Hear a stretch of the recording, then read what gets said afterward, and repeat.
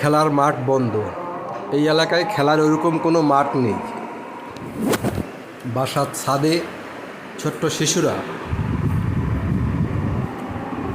শৈশবের সেই খেলা অনেকেই খেলেছেন, এই দড়ি খেলা বাসার ছাদে দুইজন মিলে খেলছে। এখন অবশ্য এই ধরনের খেলা চোখে পড়ে না।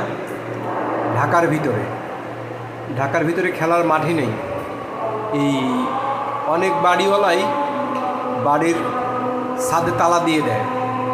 এটা একটা নির্মাণাধীন ভবন, এখানে কাজ করতেছে। এই আশপাশে যারা বাচ্চারা থাকে, ছোট ছোট কিছু বাচ্চা এখানে আসতে পারে,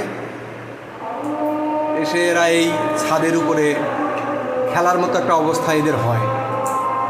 তাছাড়া এদের খেলার কোনো অবস্থা নাই।